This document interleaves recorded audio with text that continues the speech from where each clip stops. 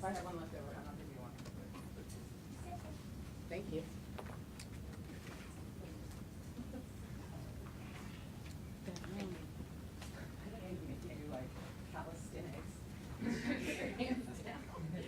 Poor little muscles. I would be like dying. There you go. Who am I missing? Jennifer. Anybody in media I'm missing with the original complaint or the press release? All right, I've got leftovers. Anybody want one that is not a member of the media?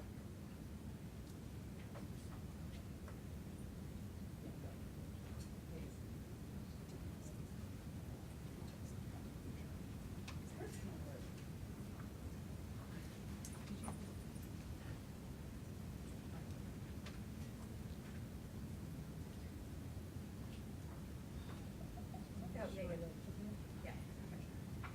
Alrighty.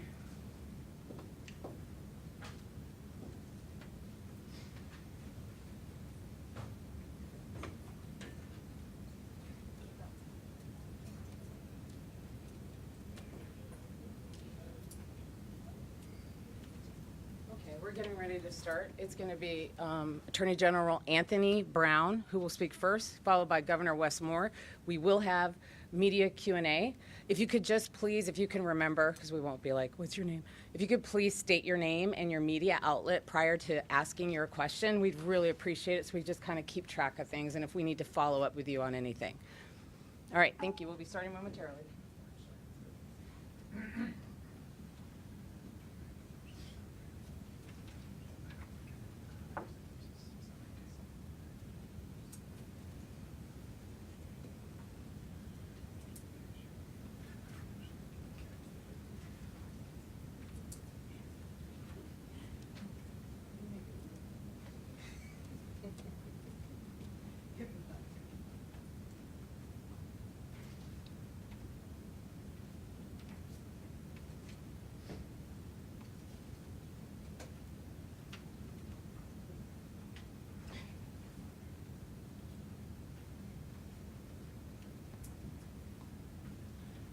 Mr. Scott?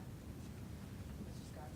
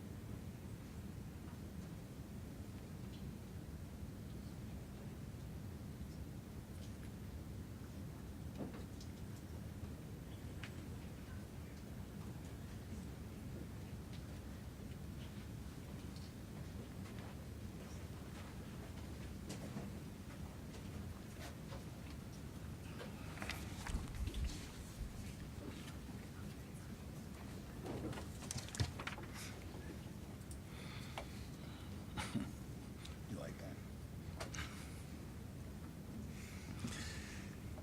So good morning, and thank you all for joining us today for this important announcement. I want to first thank Governor Moore. I want to thank you, Governor, for your partnership in our effort on behalf of the state to recover damages from the enormous harm caused by the collapse of the Francis Scott Key Bridge on March 26, 2024. Governor Moore, I also want to thank you for your leadership.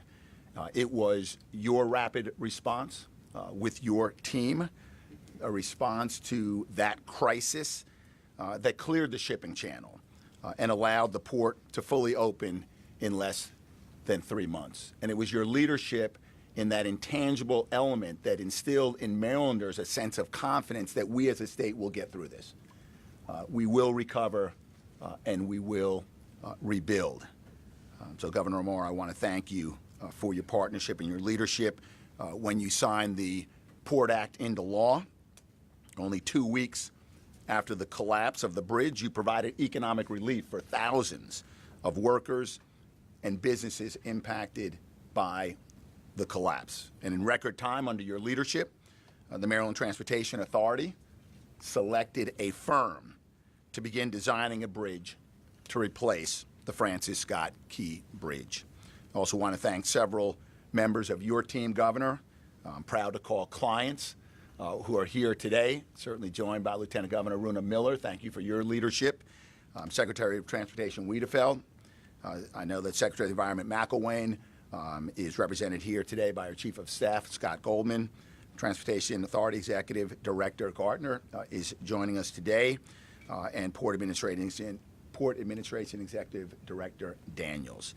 It is on behalf of these agencies and the entire state that the Office of the Attorney General brings this lawsuit today. The attorneys in our office, working with assistant counsel, have worked side by side. And we've worked with attorneys at each one of these client agencies to prepare Maryland's answer and claim in this litigation. This is a first step in our commitment to hold accountable those responsible for the tragedy that befell the state 6 months ago this week. To that end, we will show the abject failures of the owner and operator of the MV Dolly, Grace Ocean Private Limited, and Synergy Marine, caused the collapse of the iconic Key Bridge. When I got the call that early morning on March 26 that a cargo ship had crashed into the Francis Scott Key Bridge with such force that multiple spans of the bridge had collapsed in the Patapsco River in a matter of seconds, I couldn't believe that I'd heard correctly. When Marylanders across the state woke up that day to the news that the Key Bridge was gone, the shock and dismay were overwhelming. A bridge was destroyed, a port was closed, communities were shattered. The lives of 6 Marylanders were lost, and those of their families were irrevocably changed. And the state of Maryland lost an iconic symbol of strength and prosperity, threatening the state's economy and leaving taxpayers on the hook for the gross negligence of the Dolly's owner and operator. But that injustice, leaving Marylanders to pay for this tragedy, cannot and will not stand. Because what has come to light in our investigation is that the Dolly was not fit to sail that morning. The day before the collision, its electrical system had failed twice. Failures that the ship owners and operator could have and should have fixed to avoid the tragedy. They failed even to inform the U.S. Coast Guard, as the law required, or to warn the pilots who boarded the Dolly to help it leave the Port of Baltimore. Instead, they told them everything was fine. But all was not fine when the Dolly set sail on March 26. Within minutes of leaving its berth, the ship once again lost power, which in turn made it lose propulsion and steering capabilities. The ship became a dark missile gliding through the port until it struck a pier of the Key Bridge with catastrophic force. Ships like the Dolly are supposed to be equipped with backup systems that make sure the vessels don't lose power or steering capabilities at critical moments like when they're approaching a bridge. But because of the stunning mismanagement, disinterest, or incompetence of the owner and operator of the Dolly, those backup systems failed. Simply put, Grace Ocean Limited and Synergy Marine failed. And their failure resulted in one of the most catastrophic and preventable maritime disasters in Maryland history. They failed to make sure the ship was seaworthy. They failed to maintain the electrical equipment necessary to make sure the ship would not lose power. They failed in circumventing critical safety features that should have restored power before the fatal crash occurred. They failed to properly hire and train their crew, and they failed to put adequate procedures in place to ensure this disaster could not happen. In doing so, of course, they failed Marylanders most of all. So today, we file a lawsuit to make sure that they pay for their failure. We will not allow Marylanders to be left with the bill for the gross negligence, mismanagement, and incompetence that caused this harm. No one can deny that the Dolly's destruction of the Key Bridge has caused just that, tremendous pain and suffering that will continue for years to come. The devastation is not limited to the loss of the Francis Scott Key Bridge or the losses at the Port of Baltimore. The rippling effects of the disaster are far-reaching and profound, and we are seeking damages to recover to compensate Marylanders for all of them. First, notwithstanding the heroic efforts that facilitated the full reopening of the port in less than 3 months, the bridge's collapse has caused massive economic disruption with harmful consequences for businesses, workers, and communities throughout Baltimore City, the region, the state, and yes, the nation. People's lives have been disrupted as traffic has been diverted, roads have become more congested, and air emissions have increased. Second, pollutants and hazardous substances spilled into our waterways, impacting the state's natural resources and impeding the public's right to enjoy the use of these waterways.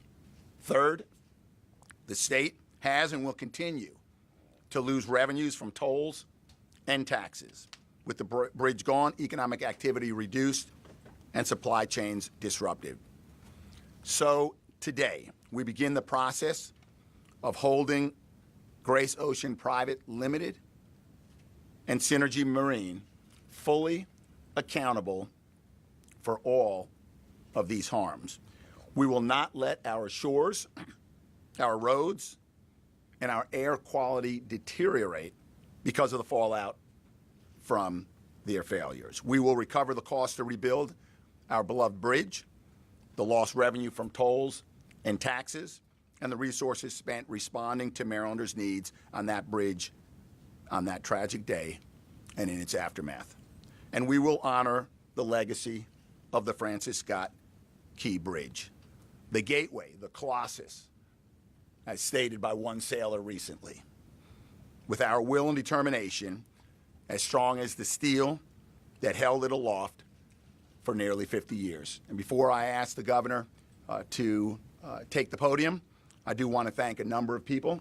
I couldn't name everyone by name. We'd be here into tomorrow. There's a lot of folks who have been working on it, but I want to thank Rob Scott in our office, Katie Dorian, and Kim Millender, who's at the Maryland Transportation Authority and the Office of the Attorney General. I want to thank the Governor's Office of Legal Counsel and Amanda LaForge and her team. And I want to thank also Assistant Counsel, that's our outside counsel led by Kelly Dry. And with that, Governor Moore.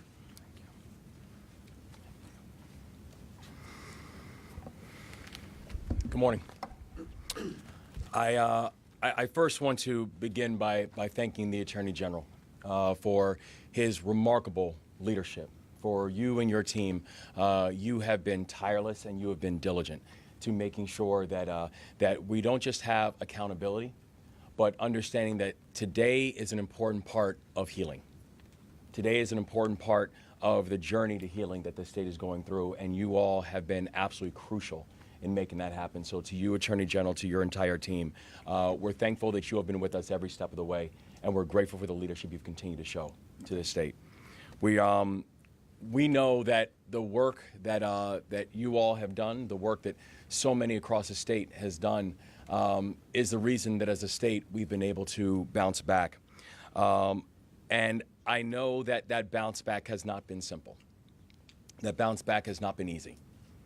That it has required not just everybody up here, but it's required everyone in the state to believe that we could. And we know that in the most challenging moments that belief is tested. But that's also when Maryland has stepped up in the greatest way. Because in the wake of one of the most tragic disasters that our state has seen, our state decided to do something. And that was to work together to make sure that we could build and we could heal and we can move forward. And you know, I've learned in this job that when my phone rings in the middle of the night, I'm never about to get good news. And that happened on March 26th, when at 2:02 in the morning, my phone rang. And I got a call in the middle of the night, and I learned that the dolly had slammed into the Key Bridge and brought the entire bridge down. And we knew that we could not take on this challenge alone, that we had an obligation to meet with the Marylanders who were directly impacted by this crisis. So we spoke to the families of the victims, and we told them that we would stop at nothing to make sure that their loved ones were given the closure and the comfort that they needed. We spoke to the workers who woke up that morning without a job, to no fault of their own. We went to the homes and to the backyards of the people who lived in Turner Station and Dundalk, who relied on the port to make ends meet, and we looked out together on what used to be a vision of the Key Bridge, but was now a vision of a ship that was the size of 3 football fields, with a portion of the Key Bridge sitting on top of it, and the remainder of the Key Bridge mangled at the bottom of the Patapsco River. And after speaking with Marylanders all across the state and all across the beautiful city of Baltimore, we issued 4 key objectives. The first, that we would locate all of the victims and we would provide closure and comfort to their families. The second, that we would clear the channel and fully reopen the Port of Baltimore to vessel traffic. The third, we would support everyone who was impacted by this collapse and by this crisis, from the dock workers to the small businesses. And the fourth, we would rebuild the Francis Scott Key Bridge. And we tackled our first 3 directives faster than anyone anticipated. Directive 1, we discovered all of the 6 victims and brought closure to their families. And I want the entire state to know that those families continue to be in our thoughts, in our hearts, in our prayers. Están en nuestros corazones, nuestros pensamientos, y nuestras oraciones. Directive 2. While many said that it would take 11 months to reopen the Port of Baltimore, this extraordinary team, this extraordinary state, and this extraordinary country got it done in 11 weeks. And I want to personally thank the Biden-Harris administration, the Army Corps of Engineers, the Coast Guard, the Navy SUPSOLV, and all of our first responders in Unified Command for their extraordinary work in getting the channel cleared. The third directive, we passed bipartisan legislation in the Maryland General Assembly to support our workers. And because of the enormous support of leaders at local and state and federal levels, both in the public and the private sectors, we kept Marylanders on the job. Currently, in Maryland, we have an unemployment rate of 2.9%. That means that Maryland has had amongst the lowest unemployment rates in the country for over 13 months, including the months where we were responding to this crisis. And now, we're focused on Directive 4, rebuilding the Francis Scott Key Bridge. And rebuilding the bridge is not about nostalgia.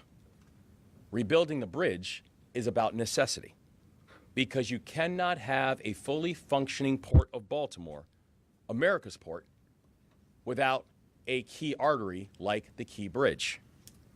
We are using every tool at our disposal to move forward with the rebuild. And we continue to work closely with our partners in the Congress and leaders in the Biden-Harris administration to receive maximum financial assistance for the bridge rebuild. We also took swift action to issue a request for proposal in record time so we can move forward with designing a new bridge. But the present is not just about how are we focusing on action. Today is also means we've got to focus on accountability. The state has a responsibility to hold those accountable for this crisis to the fullest extent of the law, and we just heard from the Attorney General that's exactly what the state will do. So please, hear me loud and clear. What happened in the early morning of March 26th should never have happened. A bridge that was used by thousands of vehicles every single day should still be here right now. A key artery to the Port of Baltimore, which helped move billions of dollars of freight every single year, should still be here right now. And the 6 victims of the collapse should all be here right now. Menor Yacir Suazo Sandoval, Miguel Angel Luna Gonzalez, Jose Minor Lopez, Alejandro Hernandez Fuentes, Dolian Ronial Castillo Cabrera, Carlos Daniel Hernandez. They should all be here right now.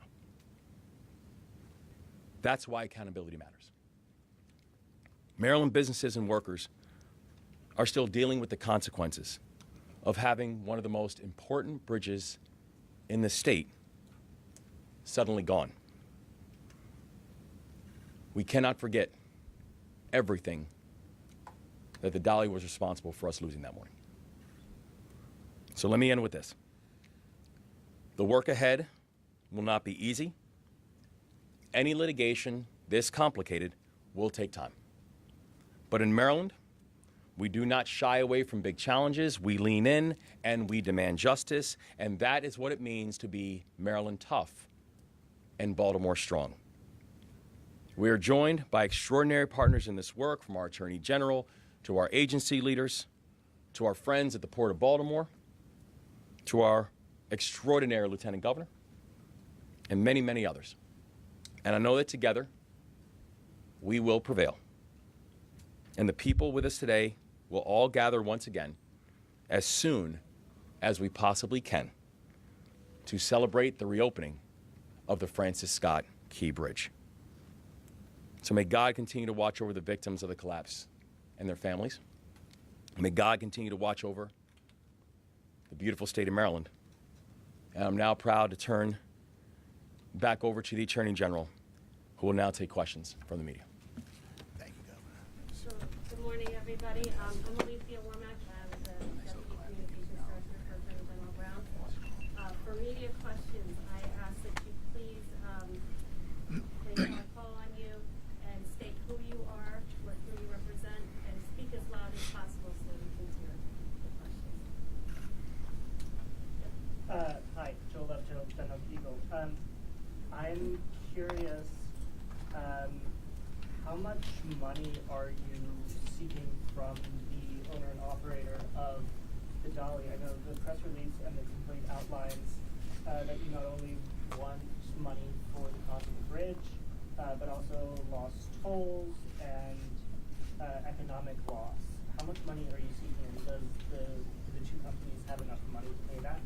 Joe, thanks for the question. And as you indicate, and as our pleading points out, these are a number of categories where to date we have not quantified, right? We're talking about lost toll revenues, which is ongoing, lost tax revenues, ongoing, the environmental impacts, which continue to be evaluated by the state, and of course the cost of the bridge, the costs of recovery and salvage, and the demolition work. When we talk about the cost of the bridge, we're talking about design and construction. So we know the categories in which we're seeking recovery, and I just named a few, But part of this process is to put pen to paper to do the analysis to understand precisely that dollar value. So that number we don't have today, okay, and that is part of the work that we have ahead of us. But keep in mind that really no dollar value will truly compensate Marylanders for the loss, the shattered communities, the lost lives. But our effort, our goal, is to quantify the monetary recovery so that we can put that forward to the court and recover in full on behalf of the people of Maryland. Stand in the back. Hi, Elizabeth Worthington from WMAR. I have two questions. First one, a lot of the allegations set forth in this lawsuit match up with what the DOJ found in its investigation. Did your office coordinate with them during the investigation, or did you both arrive independently at those conclusions? Thank you, Elizabeth. Both, right? So we're undertaking our own investigation into the factual what underlie what was we consider to be the unseaworthiness, the recklessness, the gross negligence of the owners and operators of the Dolly. The Department of Justice, you saw their complaint last week. There are things that resemble our complaint. The City of Baltimore filed earlier this year, and a number of others have. We will cooperate and coordinate with all parties who are seeking recovery from the Dolly, because let's be clear, right? That Key Bridge and all of the attendant losses that you heard today and you read in our complaint, the DOJ's complaint, and every other complaint was caused by the owners and the operators of the Dolly. It was their gross negligence in putting a ship, 900-plus ton vessel, to sea that was not seaworthy. So it's no surprise that the basic claims and the factual, the facts supporting claims are going to be the same, because we all recognize that it was the Grace Ocean and Synergy Maritime that failed all of us. Yeah. Second question. We know from the DOJ lawsuit that at least the prior captain had alerted Synergy to the problems with the excessive vibrations in May of 2023. The last inspection for the Dolly was in New York by Coast Guard investigators or inspectors in September of 2023. Did your investigation uncover why they might not have caught any of these glaring issues? So we've outlined in our response and claims a set of facts. As I mentioned, some of them resemble facts that have been alleged by other parties in this case. Our investigation continues, and we will uncover all the facts that led to the collision of the Dolly with the bridge, and how the owners, and connect that to how the owners and the operators who were shoreside knew of or should have known that this vessel was not seaworthy. So whether it's vibrations, electrical, fuel systems, our investigation will get to the bottom of all of that. David Collins from UBIL. Hey, David. If successful, is any of the money required to go back to the feds? There is subrogation, right? Even to insurance companies. Right now, my focus is to recover fully from those who are responsible. I'm going to allow the governor and the Secretary of Transportation to discuss any conversations, if they choose, with the federal government. But at the end of the day, whether it's the taxpayers of Marylanders writing to the state coffers, or the taxpayer of Marylanders and across this country writing to the federal government, taxpayers will not bear the burden of the cost of recovering from the damage and the destruction done by the owners and the operators of the Dolly. First and foremost, let's hold them accountable. In addition to the work that the governor outlined to rebuild the bridge, to restore volume and full activity at the port, to reconnect communities, and that's our focus. That's the governor's focus, and that's our focus in the Office of the Attorney General.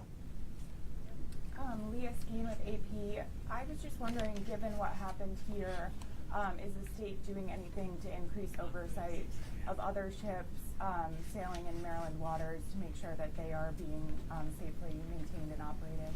Let me answer that this way. As you know, there are a number of federal and state investigations that are happening that always happen after you have an incident like this. And as a result of those investigations, a lot will be learned. It's premature and probably would not be appropriate at this point to begin forecasting what changes, if any, would occur as a result of this experience and what we learned. Hi, Dennis Valera, WJZ. I just want to confirm how many law firms are helping with this litigation and also how they're being paid. So you may recall that the Office of the Attorney General brought this matter to the Board of Public Works as well as to the Maryland Transportation Authority, 3 or 4 months ago, excuse me. Kelly Dry is leading that. Along with Kelly Dry, there are, give me the number, show me by the sign. There are 5 total. And it's a contingent fee arrangement where our attorneys will recover a certain percentage. It's outlined in that document that went to and was approved by the Board of Public Works. Our attorneys will recover when the state recovers. Chris Gian with WBAL. Wanted to ask about the state. This might be a better question for the Transportation Authority, but the state receiving the $350 million payment in August, is that money available for the state yet? That's from the Bridges Insurance Company. And how does it plan to be spent, allocated? Would you care to speak to that? Yep. Thank you. Paul Wiedefeld, Secretary of Transportation. Yeah, we do have those dollars. Obviously, we will start to apply those dollars towards some of the work that we have. As you know, we have a general contractor on board. They're already starting to work. We have a consulting engineering firm that we will be shortly have on board, and the construction management inspection firms. So those dollars will be first applied to some of that initial work that we'll be doing there.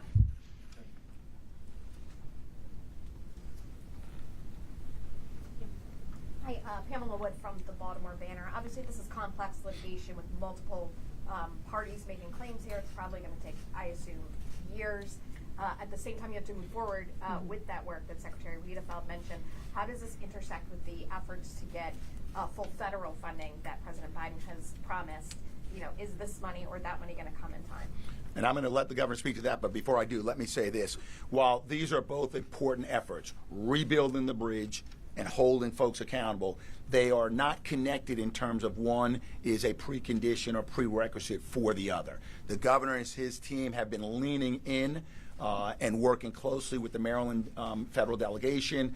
They've made the rounds on Capitol. They would continue to make those rounds on Capitol Hill to ensure that Maryland is being supported adequately and robustly by the federal government.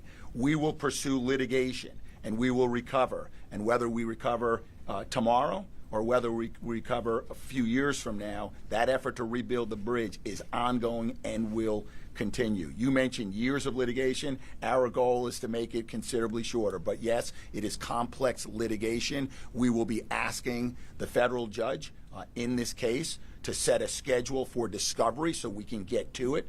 We are not interested in delay in this matter. We are interested in getting to trial sooner rather than later. Actually, there's not much to add on that. He's absolutely right. While the litigation is going on, we will be moving simultaneously to working with our federal partners to ensure that we can get this bridge rebuilt on time and on budget. We've laid out that we estimate that we could have, this bridge up in 2028. We intend on hitting that timeline, but we also know that in order to do that, it means we're going to have full cooperation with the federal government as well.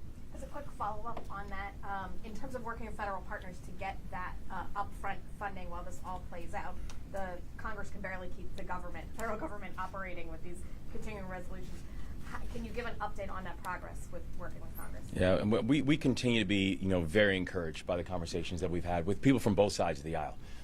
We've been speaking with leaders and appropriation leaders, both Democrats and Republicans, who don't just understand the importance that this plays, not just to the state of Maryland, but the importance that the Key Bridge plays to our national supply chain. The importance that it plays to this being one of the key arteries for the Port of Baltimore. They also understand the urgency of it. And so we are working very closely with them. I think we've now met with over 125 members of Congress, and we feel very encouraged that we'll be able to get to the right conclusion very quickly. Mackenzie Frost from Fox 45. A quick follow-up to Pam's question there about working with the federal government. Given the next 6 weeks leading up to the election, are you concerned that there will be delays in this effort to get the federal government to fund this, and then we'll be in a situation where it's January and we don't have any progress, and it continues to push more and more and more down the road, and potentially a new administration comes in? You know, we continue to stress that this is bigger than politics. This is bigger than an election cycle. This is bigger than partisan differences. This is about Americans' economy. This is about our national supply chain. This is about a port that supplies 2/3 of this country with goods. This is about a port that is responsible for more new cars and heavy trucks and agricultural equipment and spices and sugars than anywhere else in America. And so we understand we are in an election season, but we've been very encouraged by the bipartisan support because people understand this is bigger than politics. Rachel Bay, WYPR. You mentioned a lot of the industries that use the Port of Baltimore. Is there any sense that while the port was closed, that Maryland permanently lost some of those businesses, some of that industry to other ports, that some of it has not yet returned? Again, Paul Wiedefeld. No, in fact, just the opposite. Because what we found was as different customers went to different ports, they missed the Port of Baltimore, and they wanted to get back very quickly.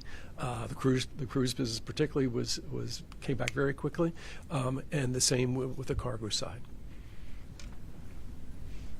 And I should add, connecting these two questions, that is part of our analysis as well. And while optimistic as we are, and we've seen a return, we're going to put pen to paper, and we will do the analysis. And to the extent there is a delta and there's a gap, that is a damage, that is a harm caused by the owners and operators of the Dolly, and they will be held accountable for that delta. Yeah, two quick questions. Number one is the expectation that Maryland / the federal government, will they be paying, or will you all be paying first, and then eventually you'll get the money back from the company? Number one. Number two, TradePoint is planning on expanding their port by 2028 as well if the dredging goes ahead. How will that affect this? I'm not going to speak to the TradePoint. I'll speak to your first point, and it's really, I think, kind of reiterating what I said before. The rebuilding of the bridge is going to happen, and the governor and his team, working with the congressional delegation, working with Capitol Hill and the administration, is working on maximizing the federal government's participation in the cost of rebuild. So that's going to happen, okay? And running simultaneous with that, but not connected to that, is our efforts to recover from the owners and the operators of the Dolly. And they may not be moving at the same rate, and quite frankly, I expect the rebuild of the bridge, and because of the governor's effort and leaning into it and securing those dollars, is likely to happen before we recover in the litigation, given the complexity of the litigation, the number of parties involved.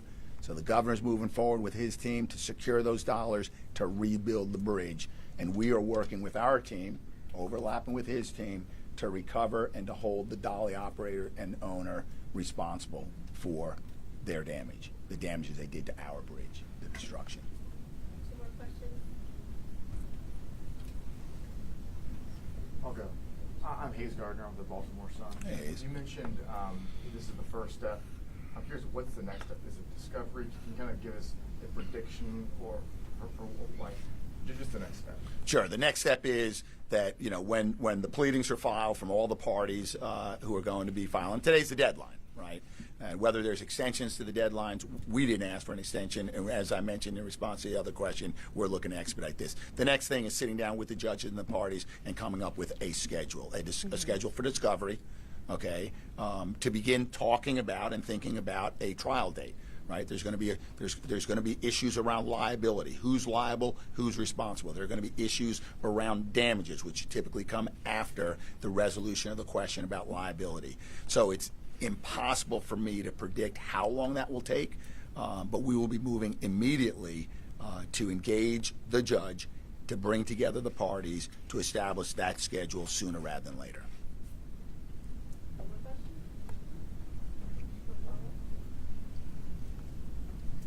In reference to this past Saturday, when the FBI as well as U.S. Coast Guard was on the Merrick South Toro, was that in conjunction with your office, with the governor's office? Was that separate from with the Department of Justice investigation?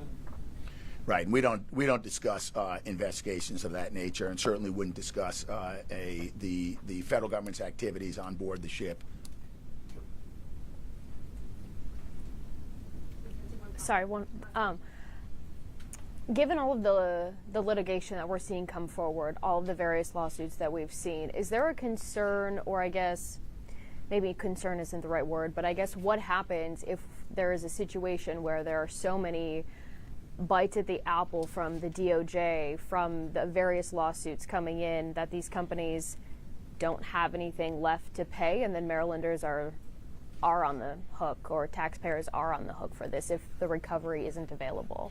Look, Grace Ocean is a global shipping company, and Synergy Maritime is a global operator and manager of fleets. It is our goal to break through this limitation of liability that they so quickly, after their gross negligence and reckless conduct, ran to the courthouse steps to limit their liability, right? Based on a law passed 150 years ago when you had wooden ships in crowded ports, okay? And what we are going to do is demonstrate that they knew or should have known from shoreside that ship, the Dolly, was unseaworthy. Our investigation already begins to show that some of the configuration and reconfiguration of systems, and it's laid out in our pleading, could only have happened with the knowledge and understanding and perhaps even the approval of the owners and operators of that ship. So we are going to demonstrate that not only was it unseaworthy to set sail, but the owners and the operators were grossly negligent and reckless in allowing that ship to do just that on March 26th. Thank you. That concludes the press conference. Appreciate you all coming today. We have our speakers go.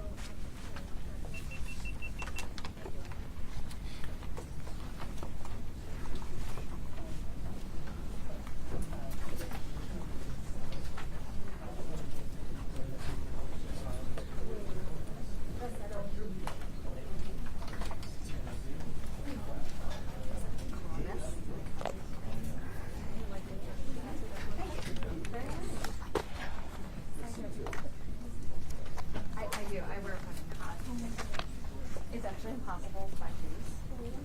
Oh, yeah.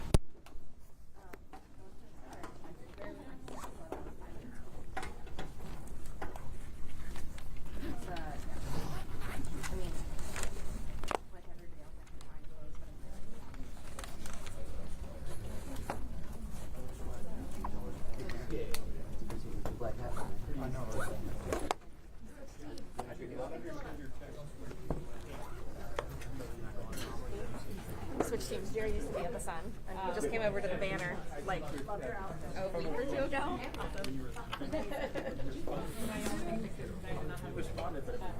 Well, I